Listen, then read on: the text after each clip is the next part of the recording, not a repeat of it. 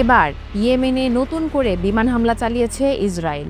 রবিবার ভোরে চালানো এই হামলায় হুদায়দা, রাস, ইসা এবং সাইফ বন্দরের পাশাপাশি ক্ষতিগ্রস্ত হয়েছে একটি বিদ্যুৎ কেন্দ্র।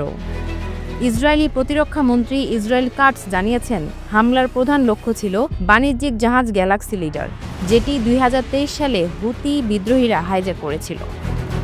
ইসরায়েলি সেনাবাহিনীর দাবি, হুতিরা জাহাজটি ব্যবহার করেছিল আন্তর্জাতিক জলসীমায় অস্ত্র পরিবহন ও সন্ত্রাসী পরিকল্পনার কাজে। এই অভিযানের নাম দেওয়া হয়েছে অপারেশন ব্ল্যাক ফ্ল্যাগ। প্রতিরক্ষা মন্ত্রী কাটস হুঁশিয়ারি দিয়ে বলেন, যারা ইসরায়েলকে আঘাত করতে চায় তাদের হাত কেটে ফেলা হবে। ইয়েমেনের পরিণতি হবে তেহরানের মতো।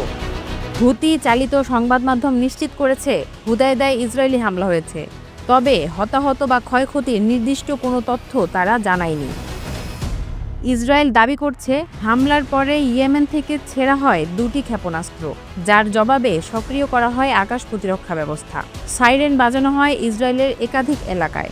এই বোমাবর্ষণের অন্যতম লক্ষ্য ছিল রাস কানাতিব বিদ্যুৎ কেন্দ্র, যা ইব্বো এবং তাইস শহরের বিদ্যুৎ সরবরাহে গুরুত্বপূর্ণ ভূমিকা রাখে। ফলে ব্যাপক উদ্বেগ ছড়িয়ে পড়েছে স্থানীয় নাগরিকদের মধ্যে। বিশেষ উদ্বেগের বিষয় হল হুদায়দা বন্দর, যা ইয়েমেনের প্রধান মানবিক প্রবেশদ্বার। এখান দিয়ে খাদ্য, ওষুধ এবং ত্রাণ সামগ্রী আসে। রয়টার্স জানিয়েছে, হুতি বিদ্রোহীরা ইসরায়েলি বিমান প্রতিরোধে তাদের আকাশ প্রতিরক্ষা ব্যবস্থা ব্যবহার করছে। তারা এই হামলাকে সরাসরি আগ্রাসন হিসেবে অভিহিত করছে এবং এর পরিণতির জন্য ইসরায়েলকে দায়ী করবে বলে হুঁশিয়ারি করছে। গাজায় চলমান যুদ্ধের পর থেকেই হুতি বিদ্রোহীরা ইসরায়েলের দিকে নিয়মিত ক্ষেপণাস্ত্র ছুড়ছে, এমনকি রেড সিতে বাণিজ্যিক জাহাজেও হামলা চালাচ্ছে। ইসরায়েল বলছে, এই তৎপরতা তাদের জাতীয় নিরাপত্তার জন্য হুমকি এবং তারা এই হুমকির উপযুক্ত জবাব দেবে।